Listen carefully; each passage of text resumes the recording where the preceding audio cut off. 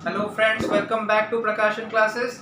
हम लोग आज वीडियो लेके आ रहे हैं रिगार्डिंग जर्नल एंट्रीज। इस वीडियो में हम लोग सीखेंगे कि ट्रांजैक्शन को कैसे रिकॉर्ड किया जाता है जर्नल के फॉर्म में। और यहाँ पे हम लोग जो जर्नल एंट्री सीखने वाले वो गोल्डन रूल से सीखेंगे। आगे आने वाले वीडियोस में हम लोग सीखेंगे journal entries to modern rule. दोनों ही रूल सीखना बहुत ज़रूरी है, चाहे वो गोल्डन रूल हो या मॉडर्न रूल हो। दोनों ही रूल का एप्लीकेबिलिटी बहुत ज़्यादा है, स्पेशली मॉडर्न रूल का एप्लीकेबिलिटी बहुत ज़्यादा है। तो आज का जो क्लास रहेगा, आज का जो वीडियो रहेगा वो रिगार्डिंग रहेगा जर्नल एंट्रीज, जो हम लोग सीखेंगे on the basis of golden rule. Golden rule को सीखने के लिए आपको प्रीवियस वीडियो जो भी है अपलोडेड है मेरे यूट्यूब चैनल पे, उसको देखना बहुत ज़रूरी है। तो आप basic concept of financial accounting part 1, part 2, part 3, part 4, part 5 ये सारा वीडियो देखने के बाद ही इस वीडियो को देखें। उस वीडियो को पहले एक बार रिविजन कर लें। तो let us start. Paid to Shyam, paid to Shyam ₹500। ठीक है, paid to Shyam ₹500। Paid word से समझ में आ रहा है कि ये कैश ट्रांजैक्शन, और किसको पेमेंट कर रहे हैं हम लोग? श्याम को। श्याम को अगर हम लोग पेमेंट कर रहे हैं मतलब डेफिनेटली हमने श्याम से पहले गुड्स परचेज किया था, तभी तो हम लोग का लायबिलिटी अराइज हो रहा है कि हम उसको पेमेंट करेंगे। तो पेड वर्ड से ये समझ में आ रहा है कि ये कैश ट्रांजैक्शन है और हम पेमेंट किसको कर रहे हैं? श्याम को। श्याम को अगर हम पेमेंट कर रहे हैं तो पहले हमने श्याम से गुड्स खरीदा था। जिससे हम लोग गुड्स खरीदते हैं ना वो होता है सप्लायर, और सप्लायर को हम लोग पेमेंट करते हैं। जिसको हम लोग गुड्स सेल करते हैं वो होता है कस्टमर।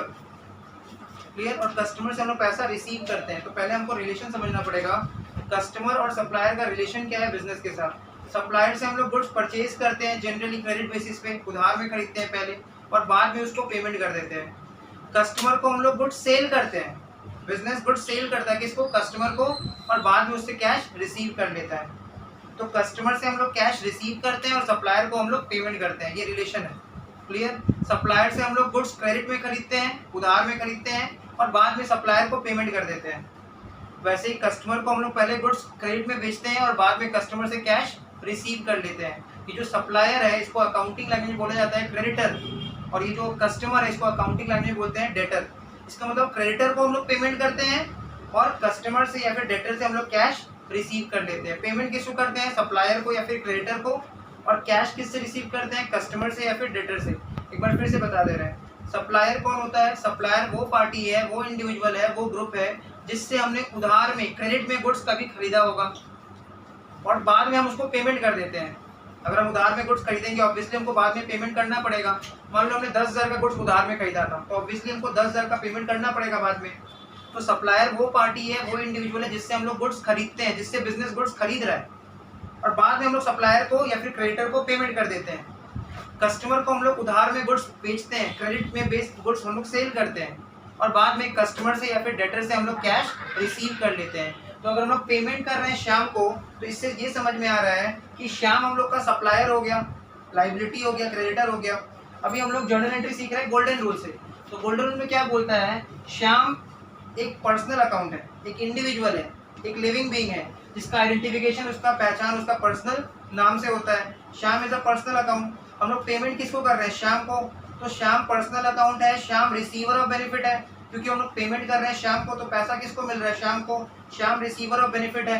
तो पर्सनल अकाउंट का रूल बोलता है रिसीवर ऑफ बेनिफिट को डेबिट कर देने, इसलिए हम लोग जर्नल एंट्री में श्याम अकाउंट डेबिट कर देंगे। लिख लो सबको, श्याम अकाउंट डेबिट। ये क्वेश्चन कॉपी करो, इसको भी लिखो, Shyam account debit. Clear? Shyam account debit. कितना डेबिट करेंगे? अमाउंट रहेगा 500। अमाउंट रहेगा 500। हम लोग पेमेंट कितना कर रहे हैं श्याम को? 500। श्याम कौन है? श्याम है अपना सप्लायर, क्रेडिटर, जिससे पहले हमने गुड्स खरीदा था और अभी हम उसको पेमेंट कर रहे हैं। श्याम को अगर हम पेमेंट कर रहे हैं तो श्याम रिसीवर ऑफ बेनिफिट हुआ। श्याम पर्सनल अकाउंट है, श्याम का आइडेंटिफिकेशन, पहचान उसका पर्सनल नाम से हो रहा है, वो लिविंग बीइंग है, मतलब वो पर्सनल अकाउंट हुआ। श्याम रिसीवर ऑफ बेनिफिट है, इसलिए हमने श्याम को डेबिट कर दिया।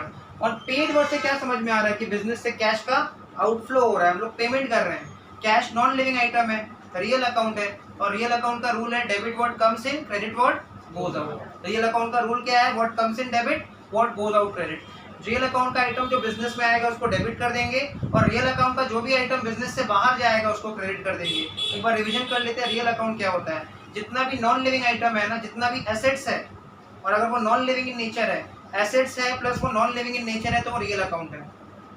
इसका मतलब जितना भी नॉन लिविंग आइटम है और अगर वो बिजनेस का एसेट है तो वो रियल अकाउंट कहलाएगा। जैसे cash, cash non living item है ₹50 का नोट, 100 का नोट, 500 का नोट, 2000 का नोट, कभी बातचीत नहीं करता, खाना पीना नहीं मांगता है, तो वो रियल अकाउंट है। रियल अकाउंट का रूल क्या है? What comes in debit. अगर बिजनेस में रियल अकाउंट का इनफ्लो हो रहा है तो उसको डेबिट कर देंगे, और बाहर जा रहा है आउटफ्लो हो रहा है तो उसको क्रेडिट कर देंगे। तो हम लोग पेमेंट कर रहे हैं शाम को, अगर हम शाम को पेमेंट कर रहे हैं तो बिजनेस से कैश का आउटफ्लो हो रहा है कि इनफ्लो हो रहा है? आउटफ्लो हो रहा है, कैश का आउटफ्लो हो रहा है, इसलिए कैश को हम लोग क्या कर देंगे? क्रेडिट कर देंगे, क्योंकि रियल अकाउंट का रूल है debit what comes in, credit what goes out. Real account का आइटम अगर बिजनेस में आएगा तो उसको डेबिट कर देंगे, और बाहर जाएगा तो उसको क्रेडिट कर देंगे। अब हम लोग कोई भी चीज अगर जर्नल एंट्री में क्रेडिट करते हैं ना, तो उसके पहले हम लोग प्रीफिक्स ऐड करते हैं टू, ठीक है, कि कोई भी चीज को अगर हमको जर्नल में क्रेडिट करना है तो हम लोग प्रीफिक्स क्या ऐड करते हैं? टू। क्लियर? तो ये हो गया सिस्टम ऑफ रिकॉर्डिंग। तो क्रेडिट में भी हम लोग कितना लिख देंगे? 500। क्रेडिट में भी कितना लिख देंगे? 500। क्लियर? तो Shyam account debit to cash 500। क्या ये एंट्री सबको क्लियर है? गोल्डन रूल सबको क्लियर है? कितने लोग को नहीं समझ में आया वाला पार्ट? एनीवन? सबको क्लियर है? Clear? Next example, received from Verma.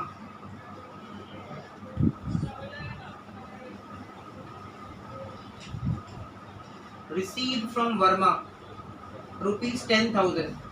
Verma से एक इंडिविजुअल है, एक पर्सन है जिससे हम लोग रिसीव कर रहे हैं। क्या रिसीव कर रहे हैं? 10,000 रुपया कैश रिसीव कर रहे हैं। तो ये स्टेटमेंट में एक वर्ड है रिसीव्ड, जिससे ये समझ में आ रहा है कि ये कैश ट्रांजैक्शन है। क्या रिसीव कर रहे हैं हम लोग? कैश रिसीव कर रहे हैं। कितना कैश रिसीव कर रहे हैं? 10,000। किससे रिसीव कर रहे हैं? वर्मा से। अगर हम वर्मा से कैश रिसीव कर रहे हैं मतलब ऑब्वियसली हमने पहले प्रीवियसली वर्मा को गुड्स सेल किया था, वो भी उधार में बेचा था, तभी तो उससे कैश रिसीव कर रहे हैं।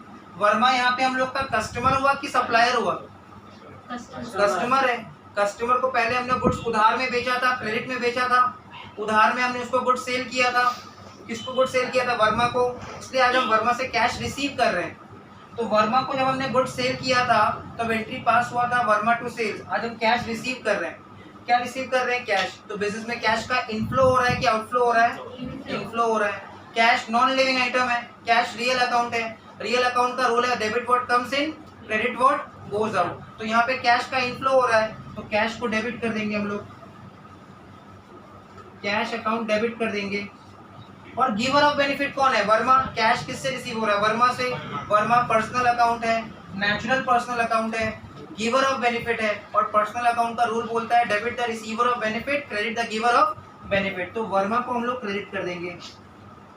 Cash account debit to Verma 10,000। Check कर लो ये दोनों एंट्री सबको क्लियर है? ये एंट्री सबको क्लियर है? प्रॉपर फॉर्मेटिंग के साथ अभी हम लोग नहीं सीख रहे हैं, प्रॉपर फॉर्मेटिंग हम लोग सीखेंगे।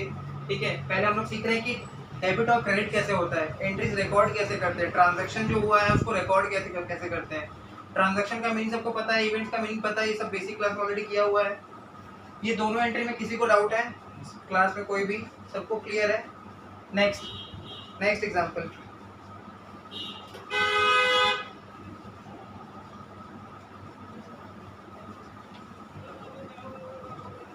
नेक्स्ट एग्जांपल लिख लेते हैं। Purchased machinery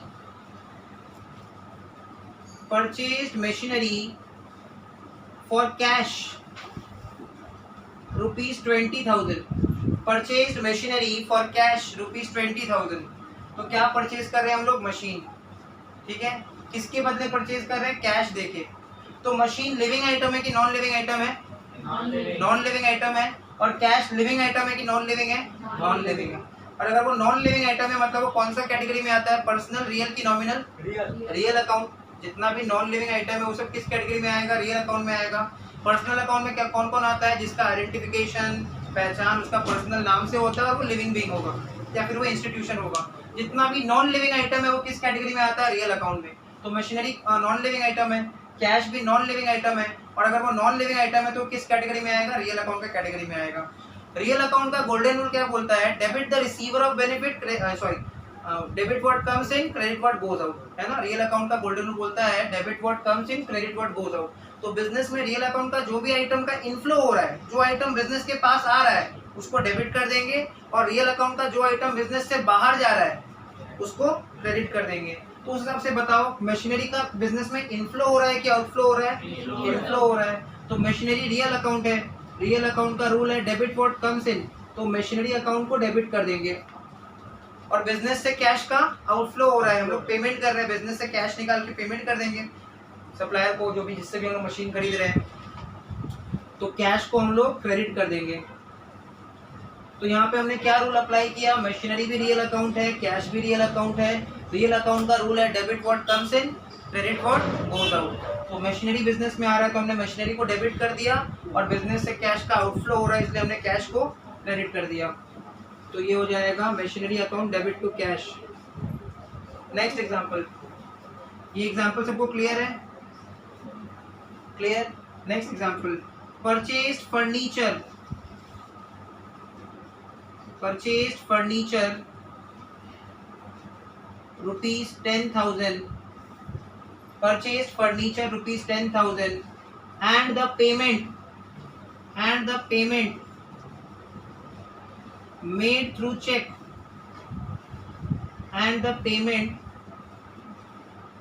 made through check। मतलब हम लोग ने क्या परचेज किया? फर्नीचर, और हम पेमेंट कैसे कर रहे हैं? चेक से। अगर हम चेक से पेमेंट करेंगे तो ये बैंक ट्रांजैक्शन हो गया, ये कैश ट्रांजैक्शन है क्या? चेक से पेमेंट करना क्या कैश ट्रांजैक्शन है? सोच के बताओ, चेक से पेमेंट कर रहे हैं क्या ये कैश ट्रांजैक्शन है? It is a cash transaction. Transaction दो ही तरह का होता है, कैश ट्रांजैक्शन और क्रेडिट ट्रांजैक्शन। पेमेंट भले चेक से कर रहे हैं, इमीडिएटली सेटलमेंट हो रहा है ना। हमने क्या खरीदा? फर्नीचर, और हाथों हाथ क्या दे देंगे? चेक, इमीडिएट सेटलमेंट हो गया। तो ये भी कैश ट्रांजैक्शन है, इसको भी हम लोग क्या ट्रीट करते हैं? Cash transaction. ठीक है। कैश ट्रांजैक्शन में दो तरह का हो सकता है, या तो वो लिक्विड कैश होगा, मतलब हम कैश दे के ही खरीद रहे हैं, या तो हम लोग पेमेंट चेक के थ्रू कर रहे हैं, जिसको बोलते हैं बैंक ट्रांजैक्शन। जितना भी बैंक ट्रांजैक्शन होता है ना, that is also regarded as cash transaction, because cash transaction का मतलब होता है immediate settlement. Settlement is made immediately. तो हम लोग क्या खरीद रहे हैं? फर्नीचर, और तुरंत हाथों हाथ क्या दे दे रहे हैं? चेक। चेक से अगर पेमेंट कर दें तो वो भी इमीडिएट सेटलमेंट हो जा रहा है। तो फर्नीचर कौन सा कैटेगरी में आएगा? पर्सनल, रियल की नॉमिनल? किस में आएगा बताओ? रियल कैटेगरी में आएगा, है कि नहीं? ये सब तुम्हारे मत सोचो क्या रिकॉर्ड में बोल रहा है, ऐसे कुछ यहाँ ध्यान दो। फर्नीचर किस कैटेगरी में आएगा? रियल अकाउंट की कैटेगरी में आएगा, नॉन लिविंग आइटम है। तो फर्नीचर नॉन लिविंग आइटम है, रियल अकाउंट की कैटेगरी में आएगा, तो फर्नीचर को हम लोग क्या कर देंगे? डेबिट कर देंगे। क्यों डेबिट कर रहे हैं फर्नीचर को? रियल अकाउंट का रूल क्या है? What comes in debit, debit what comes in. तो बिजनेस में रियल अकाउंट का आइटम का इनफ्लो हो रहा है ना, बिजनेस में आ रहा है रियल अकाउंट का आइटम, तो फर्नीचर को हम लोग डेबिट कर देंगे। और पेमेंट हम लोग किससे कर रहे हैं? चेक से। मतलब बिजनेस से कैश का आउटफ्लो नहीं हुआ। पेमेंट अगर हम चेक से कर रहे हैं तो बैंक का बैलेंस कम हो जाएगा। पेमेंट कौन कर रहा है? बैंक। मेरे बिहाफ में कौन पेमेंट कर रहा है? बैंक ने पेमेंट कर दिया, मेरा ही अकाउंट से निकाल के दिया है, बट पेमेंट तो बैंक ने किया है। इसका मतलब बैंक यहाँ पे गिवर ऑफ बेनिफिट हुआ कि receiver of benefit? Giver of benefit, क्योंकि बैंक पर्सनल अकाउंट है, आर्टिफिशियल पर्सनल अकाउंट है, बैंक गिवर ऑफ बेनिफिट है, इसलिए बैंक को हम लोग क्या कर देंगे? क्रेडिट कर देंगे। तो एंट्री क्या बन गया? Furniture account debit to bank. कितना? 10,000 और 10,000। क्लियर है सबको? Furniture account debit to bank 10,000 10,000। Next example,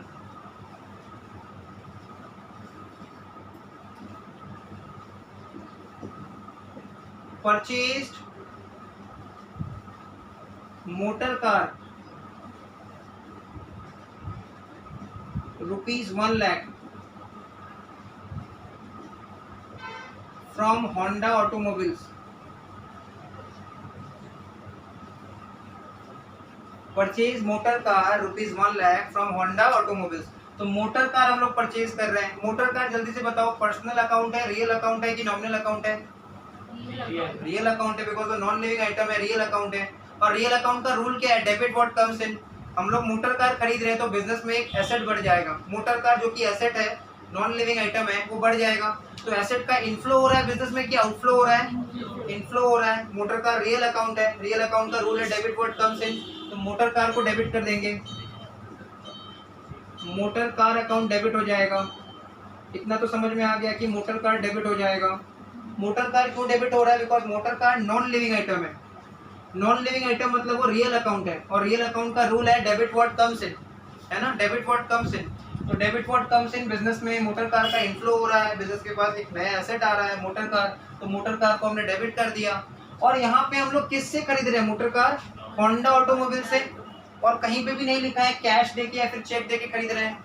ये होंडा ऑटोमोबाइल्स हम लोग का सप्लायर हो गया, ये हम लोग के लिए सप्लायर हो गया। हम लोग को क्या सप्लाई कर रहा है? Motor car. और ये स्टेटमेंट से समझ में आ रहा है कि this is a credit transaction, हम लोग उधार में खरीद रहे हैं, क्रेडिट में खरीद रहे हैं मोटर कार। तो होंडा ऑटोमोबाइल्स हम लोग के लिए क्या हो गया? सप्लायर, क्रेडिटर हो गया हम लोग के लिए, लाइबिलिटी है। Honda automobiles receiver of benefit है कि giver of benefit? Giver of benefit. पहले तो ये पर्सनल अकाउंट है। कौन सा पर्सनल अकाउंट है होंडा ऑटोमोबाइल्स? नेचुरल की artificial? Artificial personal account. Receiver of benefit है कि giver of benefit? Giver of benefit. और गिवर ऑफ बेनिफिट को हम लोग क्रेडिट कर देते हैं, तो क्रेडिट में लिख देंगे टू होंडा ऑटोमोबाइल्स।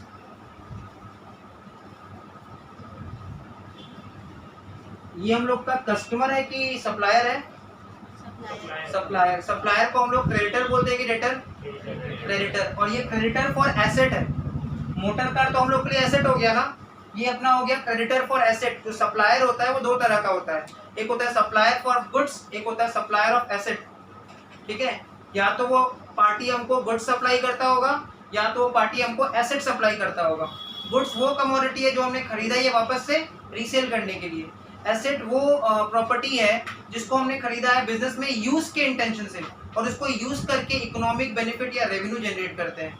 तो यहाँ पे हम लोग क्या परचेज कर रहे हैं? एसेट। तो ये सप्लायर हमको क्या दे रहा है? एसेट प्रोवाइड कर रहा है। मतलब ये क्रेडिटर्स फॉर गुड्स हुआ कि creditors for asset? Creditor for asset है कि नहीं? ये जो सप्लायर है ये हमको गुड्स प्रोवाइड कर रहा है कि एसेट प्रोवाइड कर रहा है? एसेट प्रोवाइड कर रहा है। मतलब ये किस टाइप का क्रेडिटर हुआ? क्रेडिटर फॉर गुड्स की creditors for asset? Creditors for asset. दोनों अलग अलग होता है, दोनों ही क्रेडिटर है, दोनों ही सप्लायर है, दोनों ही लायबिलिटी है, बट दोनों को अलग अलग किया जाता है, अलग अलग रखा जाता है। क्रेडिटर फॉर गुड्स अलग है और क्रेडिटर फॉर एसेट्स अलग है। Clear? Next example, sold goods. Sold goods, sold goods to Raman ₹20,000। पहले आइडेंटिफाई करो ये कैश ट्रांजैक्शन है कि क्रेडिट ट्रांजैक्शन है? This is a credit transaction. किसको हम लोग गुड्स सेल कर रहे हैं? रमन को। गुड्स क्या होता है? गुड्स वो कमोडिटी है जो हमने खरीदा ही है वापस से रीसेल करने के लिए। जैसे फर्नीचर का डीलर के लिए फर्नीचर गुड्स है, बट हम लोगों ने फर्नीचर क्लास में खरीदा है ताकि स्टूडेंट लोग आके बैठ पाए, आराम से क्लास कर सके। तो फर्नीचर मेरे लिए क्या हो जाएगा? एसेट। बट फर्नीचर जो डीलर है उसके लिए फर्नीचर क्या हो जाएगा? गुड्स। तो हम लोग क्या सेल कर रहे हैं? गुड्स सेल कर रहे हैं। किसको सेल कर रहे हैं? कस्टमर को। क्लियर? क्या सेल कर रहे हैं हम लोग? गुड्स सेल कर रहे हैं। किसको सेल कर रहे हैं हम लोग? कस्टमर को। कस्टमर मतलब वो क्या हो गया अकाउंटिंग लैंग्वेज में? डेटर की क्रेडिटर? डेटर। क्लियर? कस्टमर मतलब हो गया डेटर। किसको गुड्स सेल कर रहे हैं हम लोग? रमन को। रमन को हम लोग गुड्स उधार में बेच रहे हैं, क्रेडिट बेसिस में बेच रहे हैं। मतलब अभी हमने उसको गुड्स दे दिया और वो लेके चला भी गया, लेकिन पैसा वो हमको प्रॉमिस कर रहा है फ्यूचर में देगा। तो उस हिसाब से सोचो, रमन जो कि एक पर्सनल अकाउंट है, रमन रिसीवर ऑफ बेनिफिट हुआ कि giver of benefit? Receiver of benefit. Raman is a personal account. Raman को हम लोग गुड्स सेल कर रहे हैं, उधार में बेच रहे हैं, क्रेडिट बेसिस पे बेच रहे हैं, अभी पैसा भी नहीं ले रहे रमन से, तो रमन को गुड्स मिल जा रहा है। रमन रिसीवर ऑफ बेनिफिट हुआ कि giver of benefit? Receiver of benefit. तो रमन को हम लोग डेबिट कर देंगे। पर्सनल अकाउंट का रूल है debit the receiver of benefit, तो रमन अकाउंट डेबिट हो जाएगा। कितना से? 20,000 से। और हम लोग गुड्स सेल कर रहे हैं। गुड्स सेल कर रहे हैं तो वो इनकम है कि एक्सपेंस है? गुड्स सेल कर रहे हैं, कोई चीज बेच रहे हैं तो पैसा आने वाला है फ्यूचर में कभी ना कभी, तो वो इनकम है। इनकम किस कैटेगरी में आता है? पर्सनल, रियल की नॉमिनल? इनकम किस कैटेगरी में आता है? नॉमिनल में आता है। और नॉमिनल का रूल क्या है? Debit all expenses and losses, credit all income and gains. तो बोलता है नॉमिनल अकाउंट, बोलता है नॉमिनल अकाउंट का गोल्डन रूल बोलता है कि debit all expenses and losses, जितना भी एक्सपेंस और लॉस है सबको डेबिट कर देना है, और जितना भी इनकम और गेन है सबको क्रेडिट कर देंगे। तो इनकम के नाम पे हम किसको क्रेडिट करेंगे? सेल्स को। Raman account debit to sales, Raman account debit to sales. Clear? Raman account debit to sales. Sales हमारे लिए इनकम है, बिजनेस का मेन इनकम है सेल्स, तो इनकम को क्रेडिट कर देते हैं हम लोग। नॉमिनल अकाउंट का रूल है debit all expenses and losses, credit all income and gain. क्या यहाँ तक किसी को डाउट है?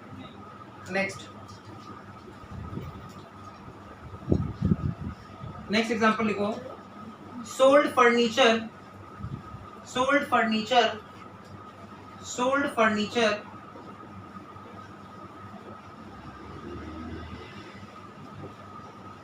To Raman sold furniture to Raman rupees 10,000।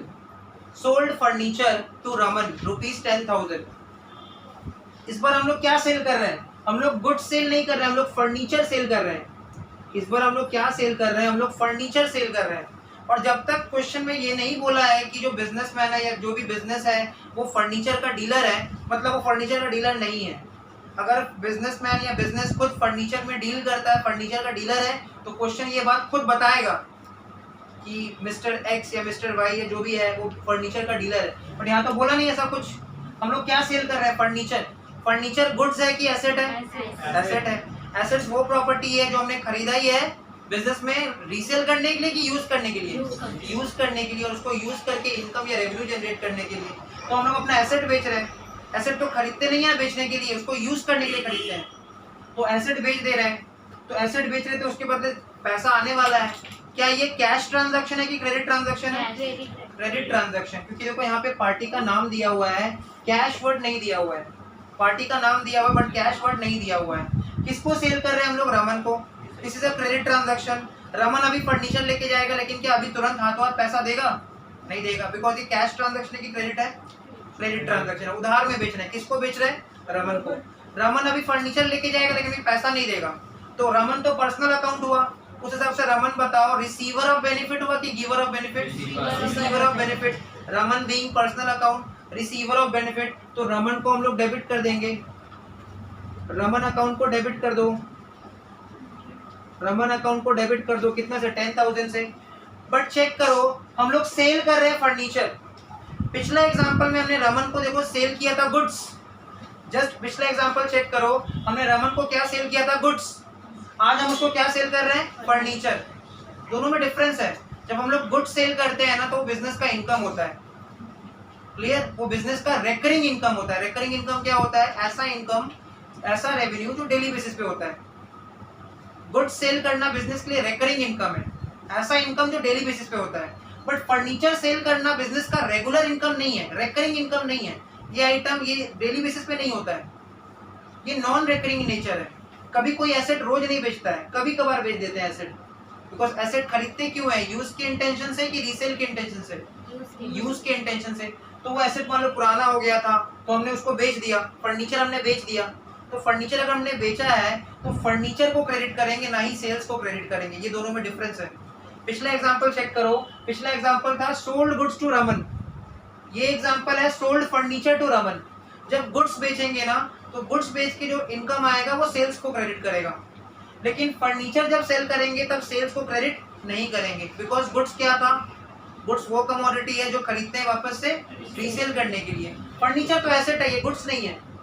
तो जब एसेट बेचेंगे तो एसेट को ही क्रेडिट कर देंगे, क्योंकि बिजनेस से एसेट का आउटफ्लो हो रहा है कि इनफ्लो हो रहा है?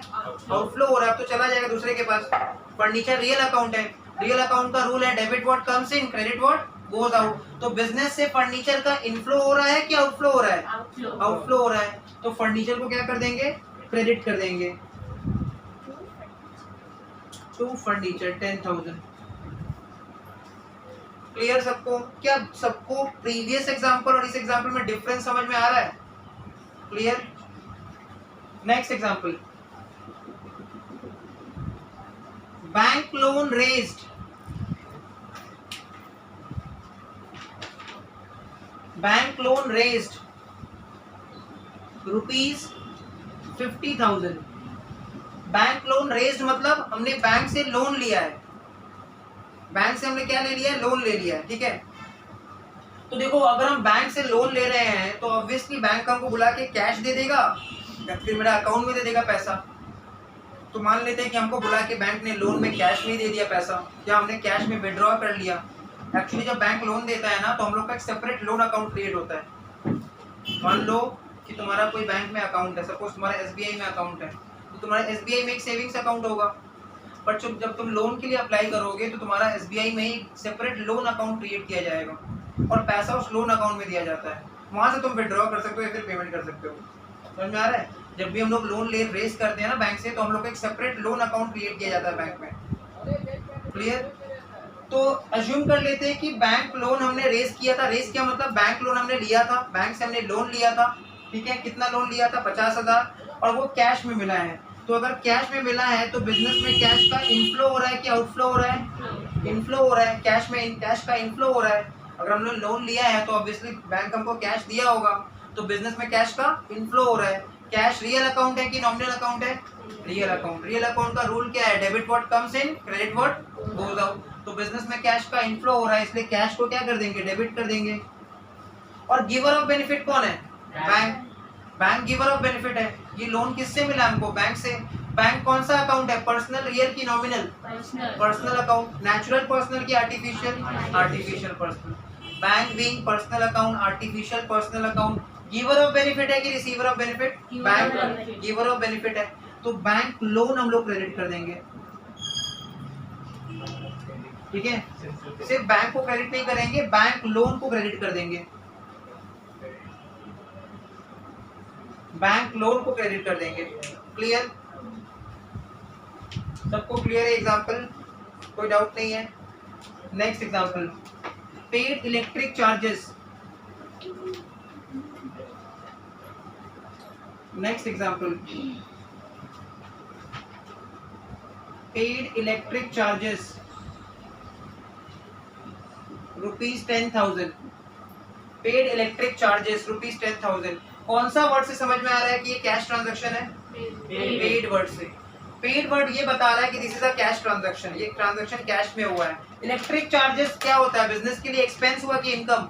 एक्सपेंस। एक्सपेंस का मतलब होता है बेनिफिट डिराइव, हमने यूज किया, इलेक्ट्रिसिटी कंज्यूम किया है, तभी तो वो बिल आ रहा है। तो इलेक्ट्रिक चार्जेस बिजनेस के लिए एक्सपेंस है। एक्सपेंस मतलब वो किस कैटेगरी में आ गया? पर्सनल, रियल की नॉमिनल? एक्सपेंस किस कैटेगरी में आएगा? पर्सनल, रियल की नॉमिनल? नॉमिनल में आएगा। और नॉमिनल में रूल क्या है? Debit all expenses and losses. जितना भी एक्सपेंस या लॉस है उसको क्या कर देते हैं हम लोग? डेबिट कर देते हैं। क्लियर? तो इलेक्ट्रिक चार्जेस एक्सपेंस है। इलेक्ट्रिक चार्जेस किस कैटेगरी में आएगा? पर्सनल, रियल या nominal? Answer is nominal. Nominal में रूल क्या है? Debit all expenses and losses, है कि नहीं? Debit all expenses and losses. तो इलेक्ट्रिक चार्जेस को हम लोग डेबिट कर देंगे। इलेक्ट्रिक चार्जेस अकाउंट डेबिट हो जाएगा 10,000। क्लियर? और हम लोग पेमेंट कर रहे हैं, तो पेमेंट कर रहे हैं तो बिजनेस से कैश का आउटफ्लो हो रहा है कि इनफ्लो हो रहा है? आउटफ्लो हो रहा है। कैश नॉन लिविंग आइटम है, रियल अकाउंट है। रियल अकाउंट का रूल क्या है? Debit what comes in, credit what goes out. तो बिजनेस से कैश का आउटफ्लो हो रहा है, तो कैश को क्रेडिट कर देंगे हम लोग टू कैश। तो एंट्री हो गया electric charges account debit to cash, 10,000 10,000।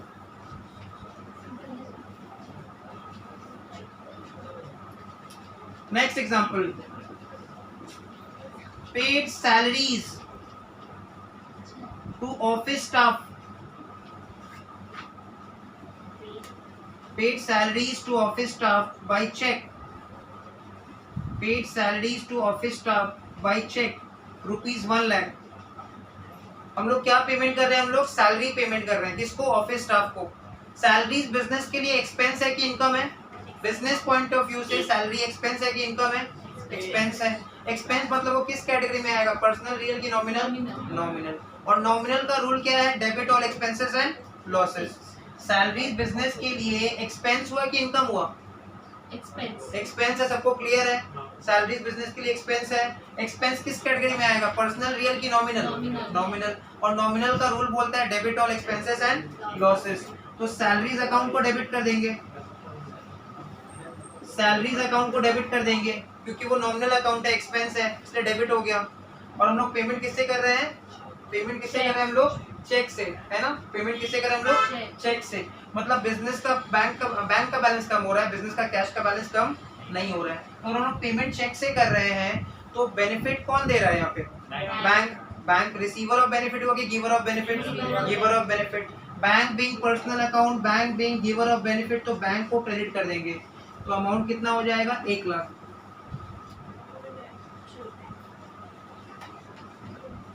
Clear है सबको?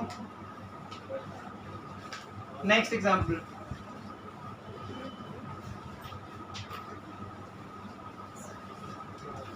हो गया यहाँ तक सबका? मिटा दें?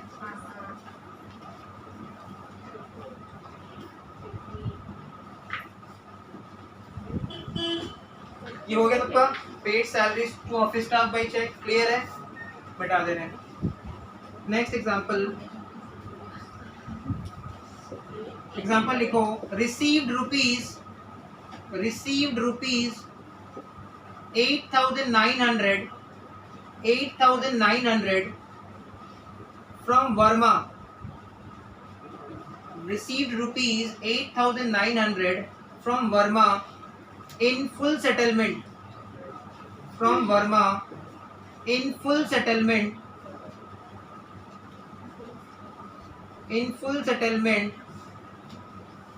of his dues, in full settlement of his dues of rupees 9,000, in full settlement of his dues of rupees 9,000। कितना रिसीव किया हम लोगों ने? 8,900। किससे रिसीव किया? वर्मा से। In full settlement of his dues of rupees 9,000। इसका मतलब वर्मा से हमको रिसीव कितना करना था? रिसीवेबल कितना था? 9,000। वर्मा से हमको लेना कितना था? 9,000। पर हमने कितना रुपया लिया? 8,900। तो 100 रुपया क्या हो गया? डिस्काउंट। हमने डिस्काउंट दे दिया वर्मा को। इसको बोलते हैं कैश डिस्काउंट। डिस्काउंट दो तरह का होता है, एक होता है ट्रेड डिस्काउंट और एक होता है cash discount. Trade discount business देता है कस्टमर्स को अपने तरफ अट्रैक्ट करने के लिए, सेल को प्रमोट करने के लिए। ट्रेड डिस्काउंट कब देता है business? In order to attract the customers, in order to promote the sales को बढ़ाने के लिए। अब जैसे देखो दुर्गा पूजा आ रहा है तो सारा बिजनेस क्या करेगा? ट्रेड डिस्काउंट देगा, 10% ऑफ, 20% ऑफ। इससे क्या होगा? कस्टमर्स अट्रैक्ट होंगे, सेल बढ़ेगा। Trade discount is never recorded in the books of accounts. Cash discount क्या होता है? प्रॉम्प्ट पेमेंट रिसीव करने के लिए। कहीं पे पैसा फंसा हुआ है किसी कस्टमर के पास, वो पैसा दे नहीं रहा है, तो हम लोग को पैसा, जो फंसा हुआ पैसा है उसको निकालना पड़ेगा। तो पैसा ब्लॉक्ड है कस्टमर के पास, वो रिकवरी करना पड़ेगा। तो पैसा निकलवाने के लिए हम लोग जो डिस्काउंट देते हैं उसको बोलते हैं कैश डिस्काउंट। तो वर्मा से हमको कितना रिसीवेबल था? कितना रुपया लेना था? 9,000। और वर्मा से एक्चुअली में हमने कितना रुपया रिसीव किया? 8,900। तो हमको वर्मा से लेना था 9,000, हमने उससे रिसीव एक्चुअली में कितना किया? 8,900। तो कितना मेरा लॉस हो गया? 100 रुपया का लॉस हो गया ना। वर्मा को रोज बोल रहे थे 9,000 रुपया तुम्हारा ड्यू है, दे नहीं रहा था। एक दिन हमने उसको 100 रुपया डिस्काउंट दे दिया, मतलब 100 रुपया हमने उसको माफ कर दिया। तो वो हमको नेट में कितना दे रहा है? Net amount 8,900। ये हो गया ग्रॉस अमाउंट। ग्रॉस अमाउंट कितना है? 9,000। ये हो गया net amount. Net amount receive कितना हुआ? 8,900। तो डिस्काउंट कितना हो गया? 100 रुपीज। ये 100 रुपीज का जो डिस्काउंट है वो बिजनेस के लिए लॉस है कि गेन है? लॉस हो रहा है। हमको तो 9,000 रुपया मिलना था, हमको मिला कितना? 8,900। कितना रुपया कम मिला? 100 रुपया। जो 100 रुपया हमको कम मिले, ये अपने लिए क्या हो जाएगा? लॉस। पुकार बताओ, कैश का इनफ्लो कितना हो रहा है बिजनेस में? 8,900। कैश रियल अकाउंट है, रियल अकाउंट का रूल है what comes in debit. Cash real account है, कैश का रूल है व्हाट, रियल अकाउंट का रूल है व्हाट कम्स इन डेबिट। तो कैश अकाउंट को हम लोग डेबिट कर देंगे, कैश अकाउंट को हम लोग डेबिट कर देंगे 8,900। कैश अकाउंट को हम लोग डेबिट कर देंगे 8,900। क्लियर? हमने कितना डिस्काउंट अलाउ कर दिया, कितना लॉस हो गया हम लोग को? 100 रुपीज। ये जो लॉस हुआ ये किस कैटेगरी में आएगा? पर्सनल, रियल की नॉमिनल? नॉमिनल। और नॉमिनल का रूल क्या है? Debit all expenses and losses, credit all income and gain.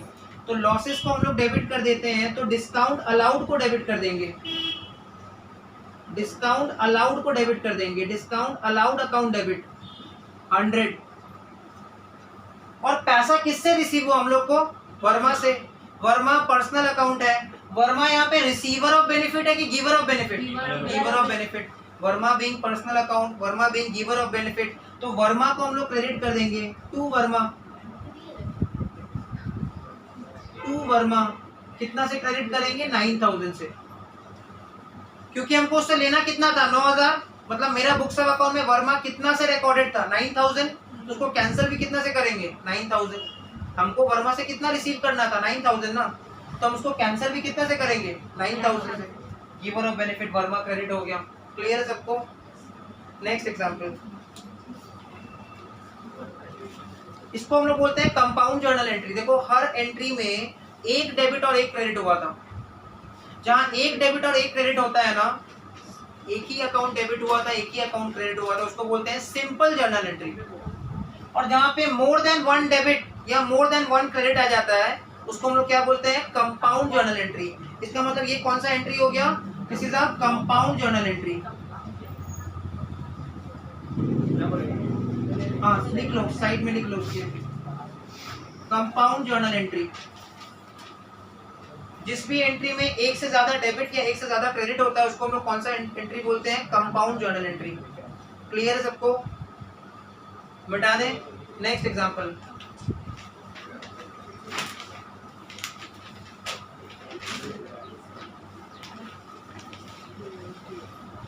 Next example,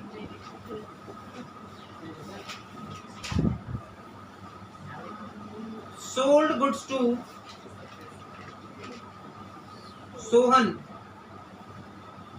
rupees 30,000। Sold goods to Sohan rupees 30,000। Identify करो ये कैश ट्रांजैक्शन है कि क्रेडिट ट्रांजैक्शन है? This is a credit transaction क्योंकि पार्टी का नाम दिया है बट कैश वर्ड नहीं बोला है और गुड्स मेंशन किया है। तो क्रेडिट किसको करेंगे? ये बिजनेस का रेकरिंग इनकम होगा कि non recurring income? Recurring income. Goods तो हम लोग डेली बेसिस पे खरीदते हैं, डेली बेसिस पे बेचते हैं, तो गुड्स सेल करके जो इनकम आएगा वो रेकरिंग इनकम होगा और जो रेकरिंग इनकम होगा वो उससे सेल्स क्रेडिट होता है। तो हम लोग गुड्स सेल कर रहे हैं, किसको सेल कर रहे हैं? सोहन को। सोहन कौन सा अकाउंट है? पर्सनल, रियल की nominal? Personal account, identified by personal name, है ना, नेचुरल ह्यूमन बीइंग है। तो Sohan is a personal account. हम लोग गुड्स सेल कर रहे हैं, सोहन को उधार में बेच रहे हैं गुड्स। सोहन आके गुड्स लेके जा रहा है, पैसा अभी नहीं दे रहा है, तो उस हिसाब से सोहन रिसीवर ऑफ बेनिफिट हुआ कि giver of benefit? Receiver of benefit. Sohan being personal account, receiver of benefit, तो सोहन को क्या कर देंगे? डेबिट कर देंगे। तो लिख देंगे सोहन अकाउंट डेबिट।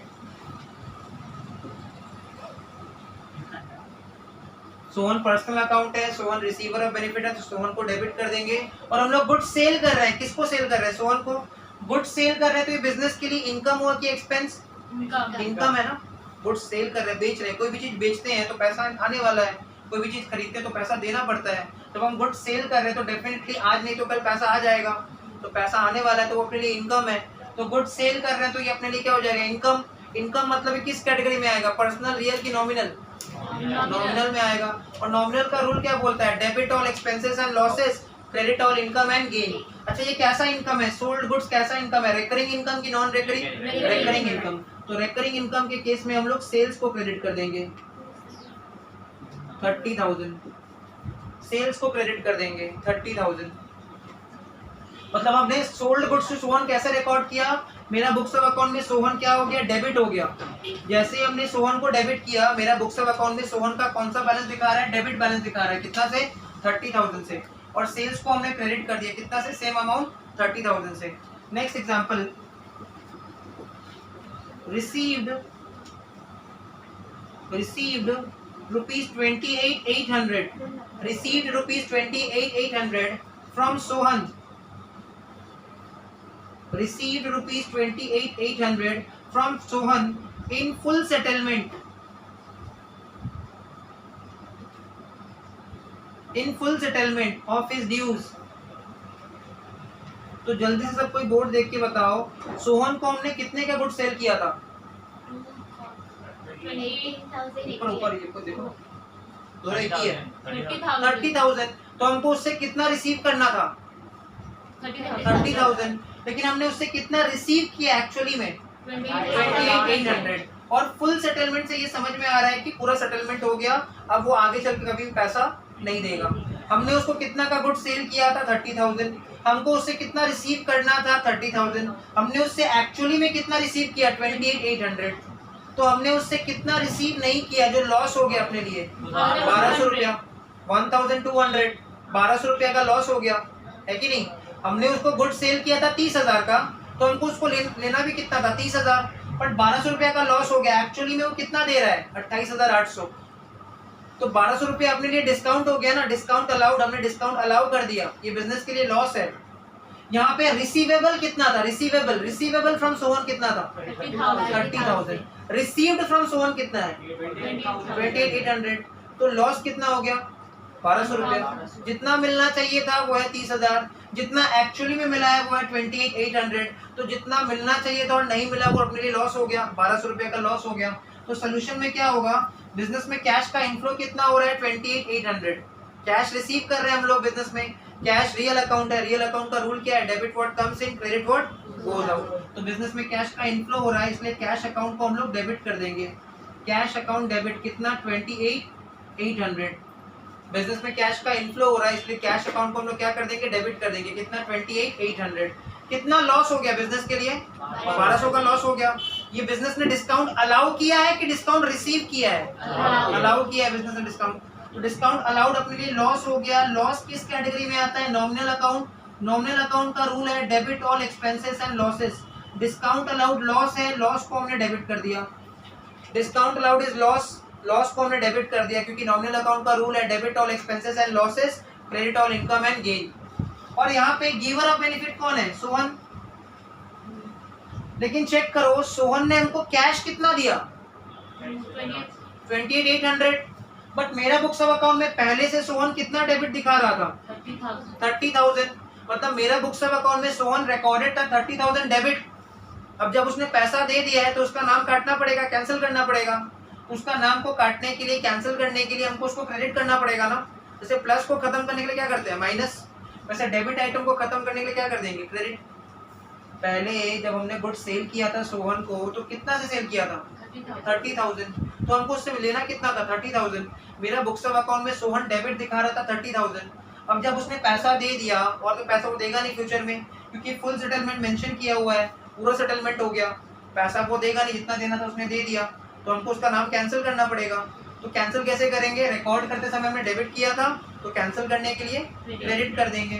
कितना से क्रेडिट करेंगे? 30,000, क्योंकि कितना से रिकॉर्डेड था, कितना से डेबिटेड था? 30,000। तो कैंसिल भी कितना से होगा? 30,000।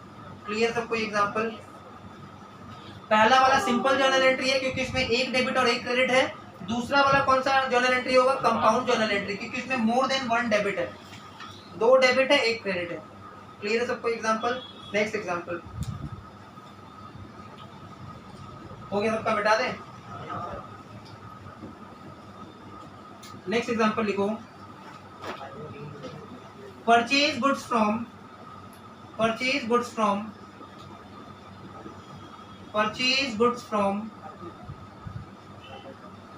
शर्मा।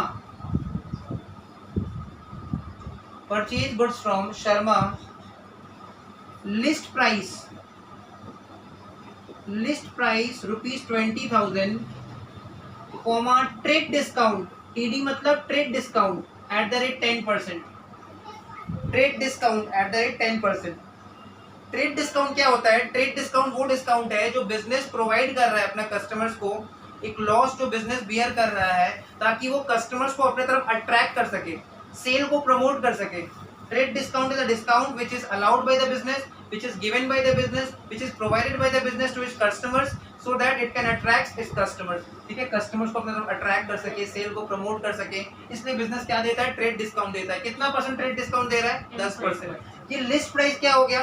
जब भी मान लो हम लोग कोई होटल में या रेस्टोरेंट में खाना खाने जाते हैं तो हम लोग देखते हैं ना, एक लिस्ट रहता है और उस लिस्ट के सामने उसका दाम भी मेंशन किया रहता है, प्राइस मेंशन किया रहता है, आइटम के सामने उसका प्राइस मेंशन किया रहता है, दैट इज लिस्ट प्राइस।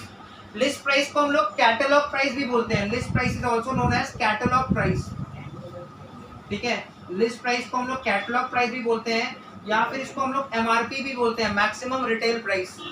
ठीक है, तो लिस्ट प्राइस बोल दो या फिर कैटलॉग प्राइस बोल दो या फिर MRP बोल दो, वो सब सेम है। तो जो गुड्स हम खरीद रहे हैं शर्मा से, उसका लिस्ट प्राइस कितना था? MRP कितना था? 20,000। कैटलॉग प्राइस कितना था? 20,000। मतलब उसके गुड्स का जो आइटम था उसमें जो उसका दाम मेंशन किया हुआ था वो कितना था? 20,000। क्लियर? उसका दाम कितना था? प्राइस कितना था? 20,000। बट उसने ट्रेड डिस्काउंट दिया, सप्लायर ने मुझे ट्रेड डिस्काउंट दिया। कितना परसेंट? 10%। इसका मतलब जिस गुड्स का प्राइस 20,000 है उसमें 10% हमको कम देना पड़ेगा। 20,000 का 10% कैलकुलेट कर लो, सब कोई 2,000 आएगा, कैलकुलेट कर लो। 20,000 का 10% 2,000 आएगा। तो जिस गुड्स का MRP, लिस्ट प्राइस या फिर कैटलॉग प्राइस 20,000 था उसमें हमको 10% ट्रेड डिस्काउंट मिल गया। और ट्रेड डिस्काउंट कभी भी बुक्स ऑफ अकाउंट्स में रिकॉर्ड नहीं होता है, it is never recorded in the books of accounts. तो सिर्फ अपना इजी करने के लिए, समझने के लिए कॉपी में ऐसे लिख लेना। कॉपी में लिखो लिस्ट प्राइस, कॉपी में लिखो लिस्ट प्राइस ₹20,000। कॉपी में लिखो लिस्ट प्राइस ₹20,000। कॉपी में लिखो list price ₹20,000 less trade discount, less trade discount @10%, less trade discount @10%। तो 20,000 लिस्ट प्राइस है, उसका 10% 2,000। तो बाकी जो 18,000 आ गया ना, इसको हम लोग बोलते हैं ट्रांजैक्शन वैल्यू। इसको हम लोग क्या बोलते हैं? Transaction value. इसका मतलब ट्रांजैक्शन जो हुआ है वो कितने का हुआ है, 18,000 का। कितने का ट्रांजैक्शन हुआ है, 18,000 का। क्लियर। हम लोगों ने जो गुड्स खरीदा है वो हम लोग को कितना दाम पड़ा है, 18,000। गुड्स का लिस्ट प्राइस कितना था, 20,000। ट्रेड डिस्काउंट कितना हो गया, 10%, मतलब 2,000। तो ट्रांजैक्शन वैल्यू कितना हो गया, 18,000। क्लियर है सबको। ट्रांजैक्शन वैल्यू कितना हो गया, 18। कौन सा ट्रेड डिस्काउंट, लॉस नहीं है, लेस लेस लिखा हुआ है, LESS लेस। हैंड राइटिंग मेरा तो कुछ ज्यादा ही अच्छा है, तो उसको सबको नजरअंदाज कर देना। तो list price 20,000 less trade discount 2,000, ठीक है। तो ट्रांजैक्शन वैल्यू कितना हो जाएगा, 18,000। क्लियर है सबको। अब देखो हम लोग गुड्स परचेज कर रहे हैं, किससे परचेज कर रहे हैं, शर्मा से। ये स्टेटमेंट देख के क्या समझ में आ रहा है, ये कैश ट्रांजैक्शन है कि क्रेडिट ट्रांजैक्शन है। This is a credit transaction, क्योंकि यहाँ पे पार्टी का नाम दिया हुआ है बट कैश मेंशन नहीं किया है। और हम लोग गुड्स परचेज कर रहे हैं। अगेन गुड्स वो कमोडिटी है जो हमने परचेज किया with the object of resale. तो गुड्स सेल करना रेकरिंग इनकम होता है, तो गुड्स परचेज करना रेकरिंग एक्सपेंस होता है, ऐसा एक्सपेंस जो डेली बेसिस पे हम लोग कर रहे हैं। गुड्स सेल करना इज रेकरिंग इनकम और गुड्स परचेज करना रेकरिंग एक्सपेंस है। तो जब भी हम लोग गुड्स परचेज करेंगे ना, तो हम लोग किसको डेबिट करेंगे, परचेज को। परचेज को हमने क्यों डेबिट कर दिया, क्योंकि गुड्स खरीदना एक्सपेंस है, और एक्सपेंस मतलब वो नॉमिनल अकाउंट का कैटेगरी में आता है।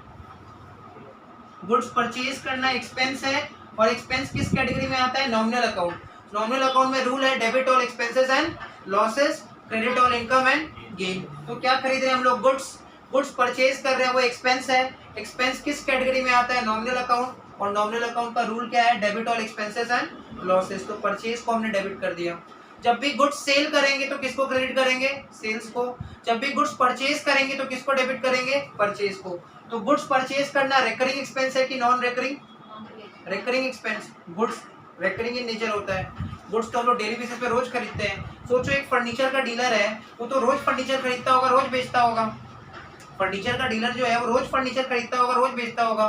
कोई पेन का रिटेलर है, पेन का डीलर नहीं होता, रिटेलर होता है। तो पेन वो रोज खरीदता होगा, रोज बेचता होगा अपना कस्टमर्स को, फिर खत्म हो जाता होगा, फिर खरीदता होगा, फिर बेचता होगा अपना कस्टमर्स को, है कि नहीं। तो गुड्स वो कमोडिटी है जो हमने खरीदा है वापस से रीसेल करने के लिए। तो गुड्स का जो परचेज है वो रेकरिंग एक्सपेंस है कि नॉन रेकरिंग एक्सपेंस है, रेकरिंग इन नेचर है। और जब भी गुड्स खरीदेंगे तो उसका एडजस्टमेंट किससे होगा, परचेज से।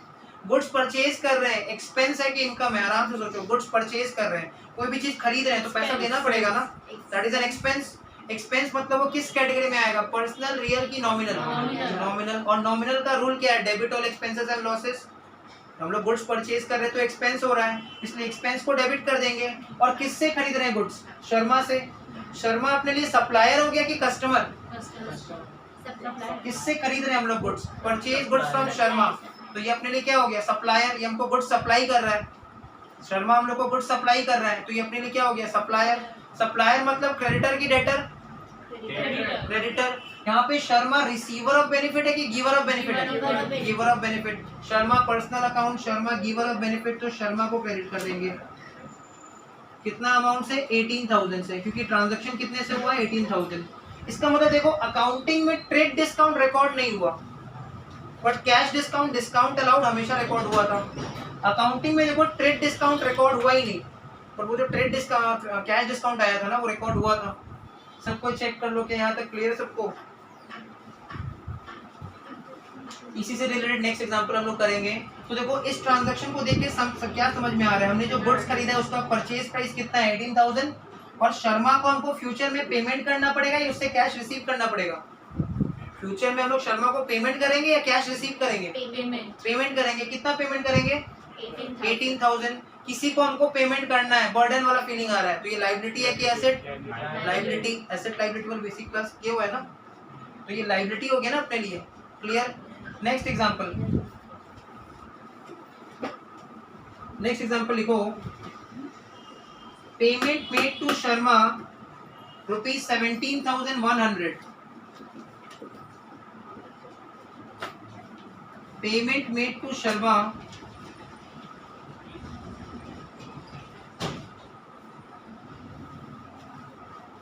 ₹17,100 in full settlement of his dues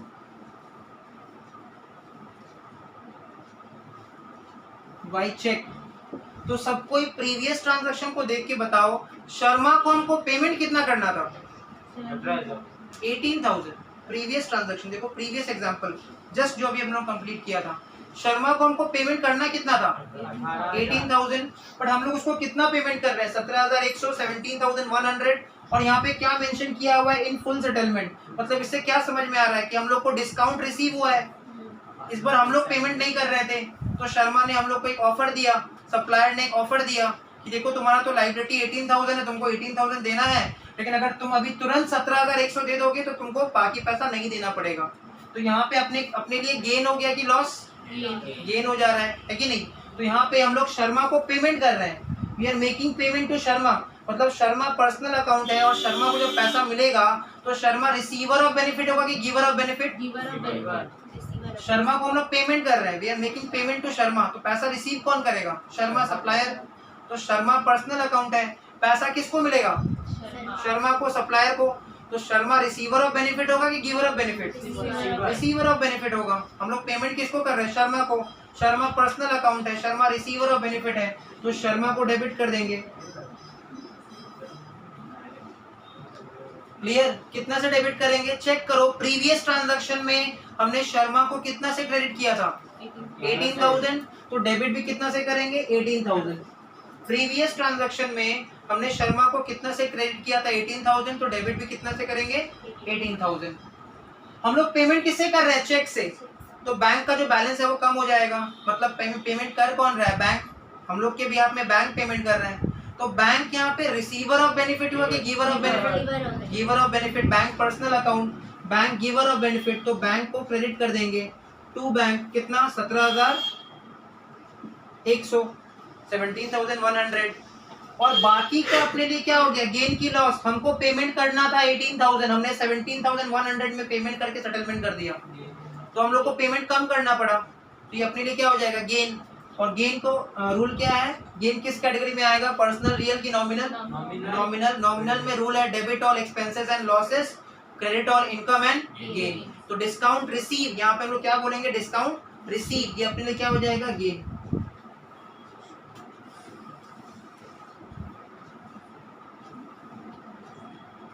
कितना डिस्काउंट रिसीव गेन हो जाएगा? 900। चेक कर लो, ये एंट्री सबको क्लियर है? Any doubt? सबको क्लियर है?